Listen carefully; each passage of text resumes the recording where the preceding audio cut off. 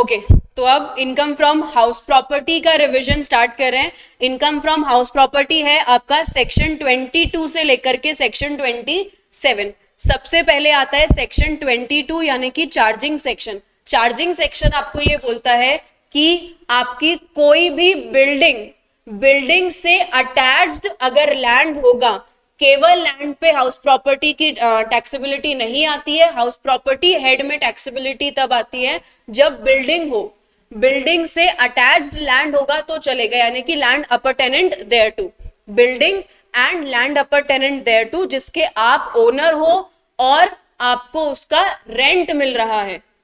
Rent इस case में mandatory नहीं करा है क्योंकि सेल्फ ऑक्यूपाइड के केस में भी हाउस प्रॉपर्टी की टैक्सेबिलिटी आती है।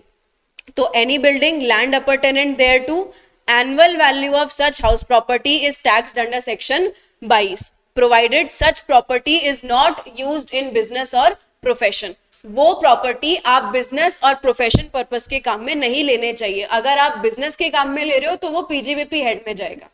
Done. Land appurtenant there to का मतलब होता है लैंड अटैच, जो आपका गार्डन एरिया होता है, जो आपका गैराज एरिया होता है। टेम्पररी स्ट्रक्चर इधर इंक्लूड नहीं होते हैं।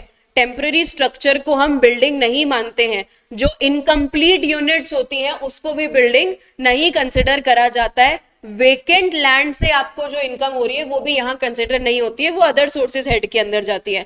ओनरशिप के अंदर डीम्ड ओनरशिप भी काउंट हो जाती है। जरूरी नहीं है कि आप रजिस्टर्ड ओनर हो, रजिस्टर्ड ओनर कोई और हो सकता है। अगर आप डीम्ड ओनर हो तो भी 22 में आपकी टैक्सेबिलिटी आ जाएगी। सबलेटिंग की जो इनकम है वो भी हाउस प्रॉपर्टी हेड में नहीं आती है। अभी टाइप्स ऑफ हाउस प्रॉपर्टीज, कितने तरीके की हाउस प्रॉपर्टी होती है? एक होती है सेल्फ ऑक्यूपाइड हाउस प्रॉपर्टी और एक होती है let out house property. Self occupied house property का मतलब जिसमें आप खुद रहते हो, और लेट आउट का मतलब जो आपने रेंट पे दे रखी है। मैक्सिमम इनकम टैक्स में आप 2 हाउस प्रॉपर्टी सेल्फ ऑक्यूपाइड रख सकते हो, बट अगर रियलिटी में उससे ज्यादा सेल्फ ऑक्यूपाइड है तो भी मैक्सिमम 2 ही सेल्फ ऑक्यूपाइड रहेगी और बाकी प्रॉपर्टीज को लेट आउट मान लिया जाएगा। ये ऑप्शन असेसी के ऊपर होता है। असेसी के लिए जो बेनिफिशियल है वो उसे ऑप्ट कर सकता है, यानी कि जिस भी प्रॉपर्टी से उसे कम इनकम आ रही है ना हाउस प्रॉपर्टी की कंप्यूटेशन के अकॉर्डिंग, वो उसको लेट आउट मान लेगा। Done. Let out house property की जो एनुअल वैल्यू होती है वो निल होती है क्योंकि इसमें कोई रेंटल वैल्यू नहीं आती है, आपने रेंट पे दी नहीं है, आप खुद रह रहे हो। तो जो सेल्फ ऑक्यूपाइड हाउस प्रॉपर्टी है उसकी एनुअल वैल्यू क्या होगी? निल होगी। लेट आउट के लिए कोई भी लिमिट नहीं है और इसकी एनुअल वैल्यू की कंप्यूटेशन हम सीखते हैं सेक्शन 23 के अंदर। तो अभी सेक्शन 23 यानी कि computation of GAV and NAV, gross annual value and net annual value. सबसे पहला स्टेप होता है जीएवी फाइंड करने का। जीएवी कैसे फाइंड होती है? म्युनिसिपल वैल्यू और fair rent whichever is higher. Higher वाले को कंपेयर करते हैं स्टैंडर्ड रेंट से whichever is lower. Lower लोअर वाला अमाउंट कहलाता है एक्सपेक्टेड रेंट। इस लोअर वाले अमाउंट को हम बोलते हैं एक्सपेक्टेड रेंट। इसे कंपेयर करा जाता है एक्चुअल रेंट से। दोनों में से जो हायर होगा वो आपकी जीएवी कहलाती है। तो जीएवी की कंप्यूटेशन कैसे हो गई? म्युनिसिपल और fair whichever is higher, higher और standard whichever is lower. Lower हो जाएगा एक्सपेक्टेड रेंट, एक्सपेक्टेड और actual whichever is higher, high low high, ये आपका जीएवी आ जाता है।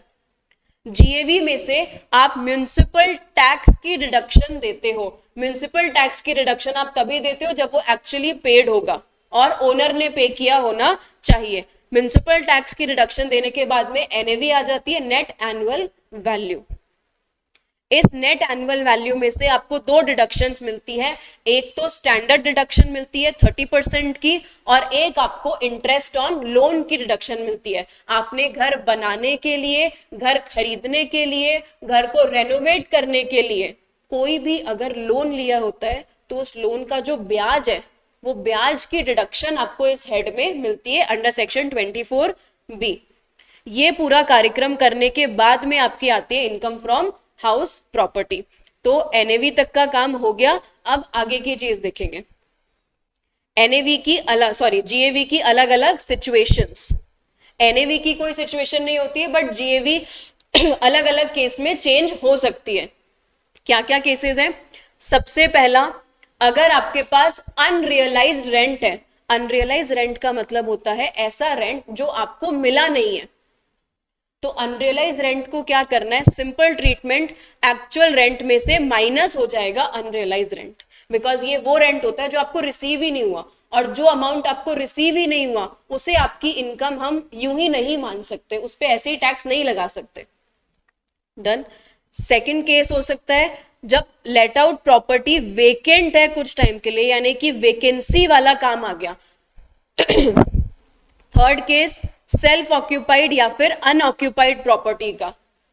Fourth, let out house property part of the year and self occupied for another part, यानी कि एक ही साल में कुछ टाइम के लिए तो प्रॉपर्टी लेट आउट थी और कुछ टाइम के लिए प्रॉपर्टी सेल्फ ऑक्यूपाइड थी, सेम प्रॉपर्टी।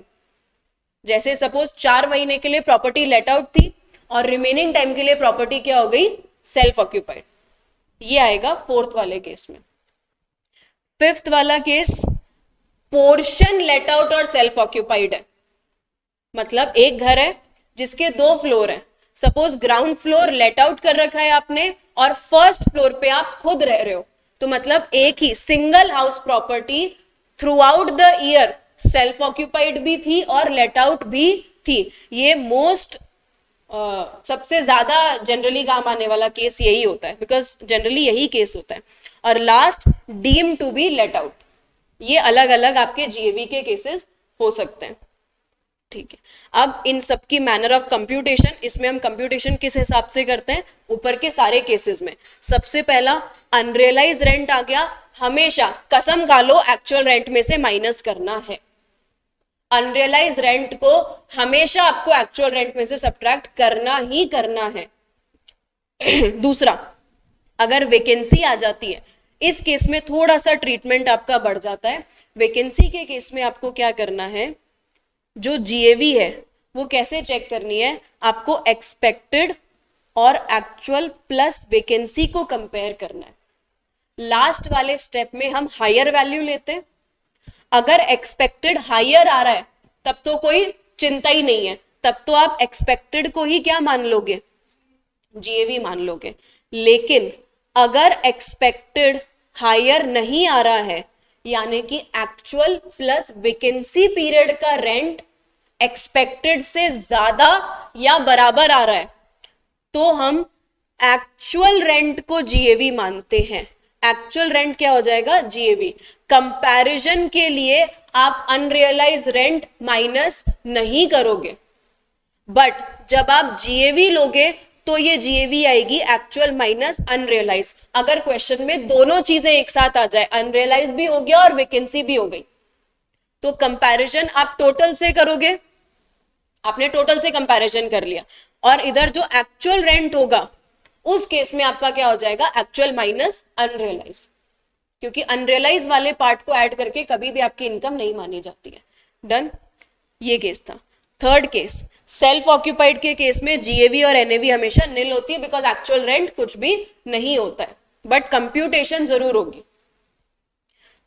फोर्थ, अगर प्रॉपर्टी लेट आउट और सेल्फ ऑक्यूपाइड थी तो एक्चुअल रेंट तो उतने ही टाइम का आएगा जितना टाइम प्रॉपर्टी लेट आउट थी, लेकिन एक्सपेक्टेड रेंट आपको कैसे निकालना है? एक्सपेक्टेड रेंट आपको कंप्यूट करना है एज यूजुअल, ये मान करके कि प्रॉपर्टी पूरे साल भर के लिए लेट आउट थी।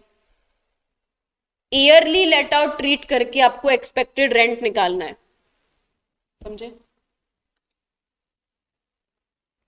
नेक्स्ट, अगर सेम ही ईयर में, मतलब सेम ही हाउस प्रॉपर्टी सेल्फ ऑक्यूपाइड और लेट आउट दोनों थी, तो आप प्रोपोर्शनेट बेसिस पर डिवाइड कर दोगे।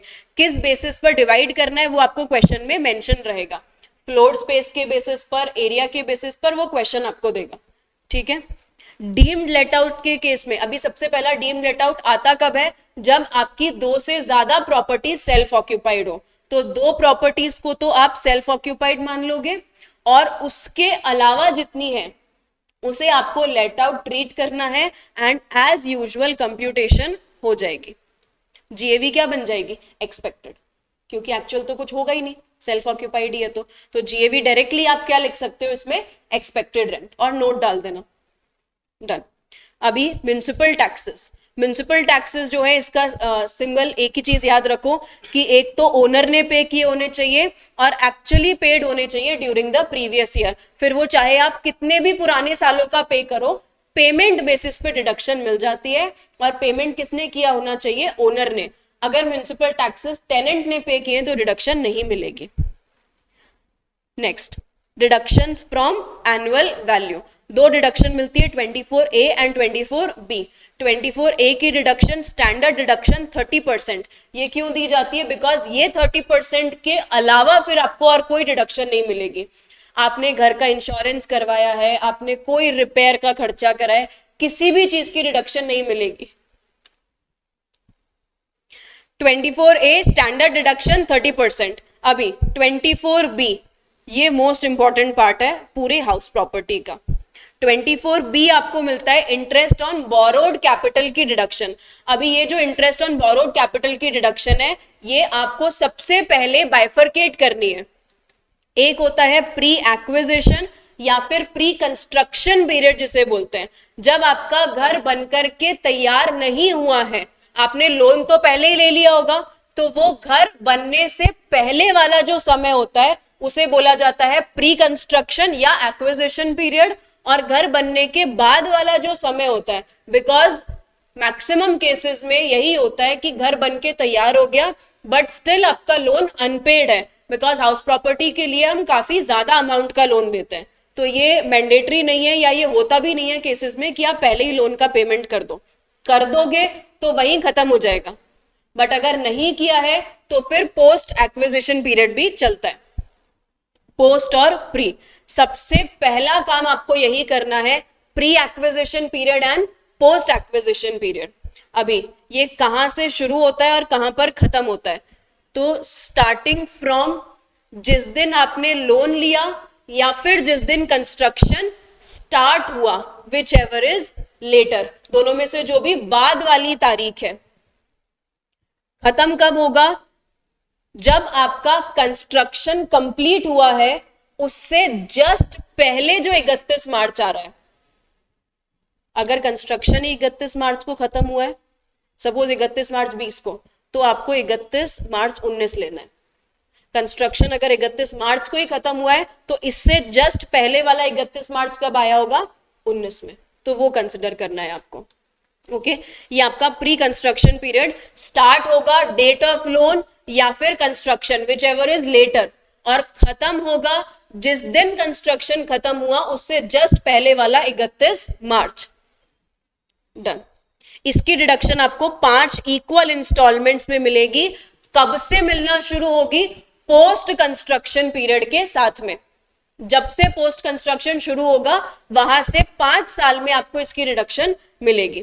पोस्ट कंस्ट्रक्शन पीरियड कब से आता है, कंस्ट्रक्शन के बाद में, मतलब जस्ट आफ्टर प्री, जहां प्री खत्म हुआ उसके जस्ट बाद में पोस्ट स्टार्ट हो जाता है।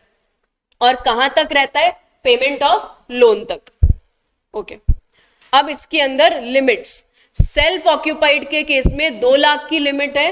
कब 2 लाख की लिमिट है, जब आपने प्रॉपर्टी एक्वायर या कंस्ट्रक्ट करी है ऑन और आफ्टर 1499 एंड कंस्ट्रक्शन जो है वो 5 साल में खत्म हो गया होना चाहिए। बेसिकली इसको 3 लिमिट बोला जाता है। सबसे पहले तो लोन जो है वो प्रॉपर्टी एक्वायर या कंस्ट्रक्शन के लिए होनी चाहिए। दूसरा, कंस्ट्रक्शन जो है 1499 के बाद, और तीसरा, कंस्ट्रक्शन के लिए लिया है तो 5 साल में कंस्ट्रक्शन खत्म हो जाना चाहिए। अगर आप सारी कंडीशंस फुलफिल करते हो तो आपके लिए लिमिट है लोन की 2 लाख। अदरवाइज आपके लिए लिमिट है 30,000। अगर आपने एक भी कंडीशन फुलफिल नहीं करी, एक भी कंडीशन फुलफिल नहीं करी, दैट मीन्स आपने लोन सपोज कंस्ट्रक्शन या एक्विजिशन के लिए नहीं लिया, आपने लोन लिया है रेन्यूअल के लिए, या आपका कंस्ट्रक्शन 5 साल में खत्म नहीं हुआ। इसको क्यों नहीं लिया, बिकॉज अब जनरली ये वाली कंडीशन पे आने का कोई मतलब ही नहीं है। 1/4/99 के बाद ही होंगे अब तो नॉर्मली, ठीक है। अदरवाइज हो जाएगा 30,000। लेट आउट के केस में there is no limit. Let out के केस में आपका जितना भी इंटरेस्ट बन रहा है आप पूरी पूरी डिडक्शन ले सकते हो। लिमिट है केवल सेल्फ ऑक्यूपाइड के केस में, ये लिमिट एग्रीगेट है। मैक्सिमम आपको 2 प्रॉपर्टी सेल्फ ऑक्यूपाइड रख सकते हो, तो ये जो 2 लाख की लिमिट है ना, ये दोनों प्रॉपर्टीज की मिलाकर के है। एग्रीगेट लिमिट 2 लाख की मिलती है, इंडिविजुअल प्रॉपर्टी वाइज करके 4 लाख मत कर देना इसको, ये ओवरऑल 2 लाख है। ठीक है, इंटरेस्ट के बारे में अदर पॉइंट्स, तो सबसे पहला पॉइंट, आपने ओरिजिनल लोन को चुकाने के लिए अगर कोई फ्रेश लोन लिया है उस पे जो इंटरेस्ट जा रहा है उसकी डिडक्शन आपको मिल जाएगी। करंट आपका लोन चल रहा है, उस लोन को रीपे करने के लिए आपने एक नया लोन लिया है, तो ये जो नए लोन का इंटरेस्ट होगा ना, अब इसकी डिडक्शन मिलना स्टार्ट हो जाएगी, बिकॉज पुराना वाला तो पे ऑफ हो गया। अब ये जो नया वाला लोन है इसकी डिडक्शन मिलना स्टार्ट हो जाती है। डिडक्शन जो है वो ड्यू बेसिस पर भी मिलती है, पेमेंट करना जरूरी नहीं है। लेकिन इंटरेस्ट ऑन अनपेड इंटरेस्ट की डिडक्शन नहीं मिलती है। मतलब आपने इंटरेस्ट का पेमेंट नहीं करा, उसको पे करने के लिए लोन लिया, उस लोन पे जो इंटरेस्ट आ रहा है उसकी डिडक्शन नहीं मिलेगी। ठीक है, इधर आपका इंटरेस्ट था, इंटरेस्ट का पेमेंट करना था ओरिजिनल लोन का। सपोज ये ओरिजिनल लोन के इंटरेस्ट के पेमेंट के लिए, लोन के पेमेंट के लिए नहीं, इंटरेस्ट के पेमेंट के लिए आपने लोन लिया और आप चाह रहे हो कि इस पे जो इंटरेस्ट बन रहा है उसकी भी डिडक्शन ले, नहीं मिलेगी। डन, ठीक है। No deduction is allowed for any brokerage और commission for arranging loan. Interest chargeable under this act which is payable outside India, अगर आपने इंडिया के बाहर कोई पेमेंट करा है टीडीएस डिडक्ट करो, टीडीएस डिडक्ट करे बिना पेमेंट करोगे इंटरेस्ट की डिडक्शन नहीं मिलेगी। ओके, नेक्स्ट, अनरियलाइज या फिर अरियर ऑफ रेंट। अनरियलाइज्ड और अरियर ऑफ रेंट, तो सिंपल एक ट्रीटमेंट होता है इसका, अनरियलाइज और अरियर का सेम ट्रीटमेंट होता है। 70% टैक्सेबल, 30% इज डिडक्टेबल, मतलब 30% बेनिफिट मिल जाता है, अमाउंट डिडक्ट हो जाता है। 30% वैसे ये किस चीज का होता है, स्टैंडर्ड डिडक्शन वाला ही 30% यहां पर भी देते हैं, क्योंकि पहले आपको इस अमाउंट पे 30% नहीं मिला होता है ना, तो अभी इनकम टैक्स आपको इधर 30% का ऑफ देता है। टैक्सेबल कितना होगा, 70%। अनरियलाइज रेंट तो वो रेंट जो आपको रिसीव नहीं हुआ। अरियर ऑफ रेंट का मतलब होता है वो रेंट जो आपने रेट्रोस्पेक्टिव इफेक्ट से बढ़ा है आपके लिए, मतलब अभी आपको पता नहीं था, बट जो लैंडलॉर्ड है उसने पिछले 2 साल 3 साल का रेंट अब बढ़ा दिया और वो लैंडलॉर्ड केस भी जीत गया, तो आपको रेंट का पेमेंट करना है, उस पे आपको 30% की डिडक्शन मिल जाएगी। ठीक है, अनरियलाइज रेंट के लिए रूल 4 की कंडीशंस फुलफिल होना जरूरी है। रूल 4 की कंडीशंस क्या है, टेनेंसी जो है वो जेन्युइन होनी चाहिए, बोनाफाइड होनी चाहिए। आपने टेनेंट से घर खाली करवाने के लिए सारे के सारे स्टेप्स ले लिए होने चाहिए। तीसरा, टेनेंट आपका कोई दूसरी प्रॉपर्टी एक्वायर नहीं करता होना चाहिए। पता लगे इस हाउस प्रॉपर्टी से तो खाली करवा दिया और आप ही का दूसरा घर एक्वायर करके बैठा हुआ है वो, ये भी नहीं होना चाहिए, क्योंकि उस केस में टेनेंसी बोनाफाइड नहीं होगी। फिर दैट मींस आप खुद चला करके अनरियलाइज रेंट शो करना चाह रहे हो, इसका मतलब ये हो गया। एंड लास्ट, आपने सारे के सारे रीजनेबल स्टेप्स लिए हो रेंट की रिकवरी के लिए। रूल 4 की कंडीशंस अगर फुलफिल होगी तो ही आपको अनरियलाइज रेंट की डिडक्शन मिलेगी, अदरवाइज नहीं मिलेगी। फिर को ओन्ड प्रॉपर्टी, अगर एक हाउस प्रॉपर्टी 2 या 2 से ज्यादा लोग मिलकर के ओन कर रहे हैं तो पहले तो आपको नॉर्मली कंप्यूटेशन करनी है और फिर ओनरशिप के बेसिस पर इनकम को बांट दो, बस सिंपल इतना सा ट्रीटमेंट होता है इसका। ओके, नेक्स्ट आता है कंपोजिट रेंट। कंपोजिट रेंट मतलब आपके रेंट के अंदर अमाउंट इंक्लूडेड है, तो ये इंटरचेंजेबल है, इसको ऐसे पढ़ना, ये टाइपिंग में एरर हो गया। If letting out is inseparable, if letting out is separable. अगर आप लेट आउट इनसेपरेबल है, इनसेपरेबल है मतलब आप नहीं आइडेंटिफाई कर सकते कितना पार्ट किसका है, और एक लेट आउट इज सेपरेबल, आप अलग अलग बता सकते हो। तो जब अलग अलग बता सकते हो, सेपरेबल है, तो जितना बिल्डिंग का रेंट है वो तो हाउस प्रॉपर्टी में जाएगा, और जितना अदर फैसिलिटीज का रेंट है वो पीजीवीपी में जाएगा। नॉर्मल लॉजिकल हिसाब से सोचो, इसको छोड़ो, ठीक है। और अगर सेपरेबल नहीं है तो फिर किधर जाएगा, एंटायर पीजीवीपी में जाता है, फिर हाउस प्रॉपर्टी में कुछ भी नहीं जाता। ओके, ये था हमारा house property head. Deemed ownership हमारे काम का नहीं है। Next practice questions. Question number 1. Ganesh has a property whose municipal valuation is 2,50,000. Fair rent दे रखा है 2 लाख, स्टैंडर्ड रेंट दे रखा है आपको 210। तो सबसे पहले इसकी जीएवी कंप्यूट करनी है। जीएवी कंप्यूट करने के लिए पहला एक्सपेक्टेड रेंट, एक्सपेक्टेड रेंट होगा इसका म्युनिसिपल वैल्यू और fair rent whichever is higher, 2.5, higher और standard whichever is lower, 210, ठीक है। आगे बोला property was let out for a rent of 20,000 per month, however tenant vacated the property on 31 January 24, unrealise rent है 20,000, vacancy, tenant ने property vacant कर दी 31 January 24 को और अनरियलाइज रेंट आ गया 20,000 का। तो आप इसका एक्चुअल रेंट कंप्यूट करिए सबसे पहले, ठीक है। तो आपका टोटल जो रेंट आएगा वो 20,000 के हिसाब से 31 जनवरी यानी कि 2 लाख का रेंट, और उसमें से अनरियलाइज माइनस होएगा 20,000, तो मतलब इधर आपका एक्चुअल रेंट आ गया 180। तो एक्चुअल और this whichever is higher लेते हैं हम तो, लेकिन इधर वैकेंसी वाला सीन आ गया, वैकेंसी वाला सीन आ गया, तो मतलब आपको इधर कंपेयर करना पड़ेगा। आप इधर expected rent, actual plus vacancy period का रेंट कंपेयर करोगे और फिर जीएवी कंप्यूट करो। आपका एक्सपेक्टेड रेंट जो है, आपका एक्सपेक्टेड रेंट बन रहा है इधर 2,10,000, और आपका जो एक्चुअल रेंट है बिना वैकेंसी का वो आ रहा है आपका 180। अब इसके अंदर आपने ऑलरेडी अनरियलाइज माइनस कर दिया, कोई दिक्कत वाली बात नहीं है, उसमें भी आप वैकेंसी पीरियड का रेंट ऐड कर दो, उससे भी आपका टोटल रेंट आ जाएगा। तो वैकेंसी पीरियड का रेंट आपका कितना महीने का, 2 महीने की वैकेंसी थी, तो वैकेंसी पीरियड का रेंट आ गया आपका कितना, 40,000। डन। तो हमारा एक्चुअल रेंट क्या बन जाएगा, जीएवी बन जाएगा।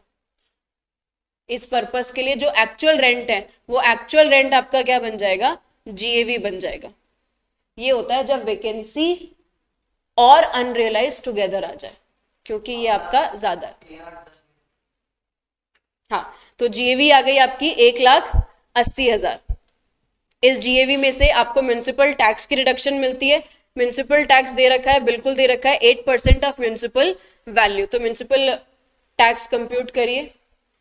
म्युनिसिपल वैल्यू जो आपका आएगा 8% ऑफ म्युनिसिपल टैक्स, यानी कि आपका आ गया 20,000। म्युनिसिपल टैक्स आ गया आपका 20,000। ये करके आपकी आ गई एनएवी। एनएवी में से आपको 2 डिडक्शन मिलती है, एक तो 30% स्टैंडर्ड डिडक्शन और एक आपको मिलेगी इंटरेस्ट ऑन बोरोड कैपिटल की डिडक्शन। तो टोटल आपको डिडक्शन मिल गई 160, तो 48 और 65,000 की इधर आप टोटल ले लोगे। आपकी इनकम फ्रॉम हाउस प्रॉपर्टी कितनी आ गई, income from house property total deduction लो -65, हाँ, तो ये आ गई 47,000। 47,000 आ गई इनकम फ्रॉम हाउस प्रॉपर्टी, ठीक है, डन। ये हमारा इनकम फ्रॉम हाउस प्रॉपर्टी का रिवीजन कंप्लीट हो गया। धन्यवाद।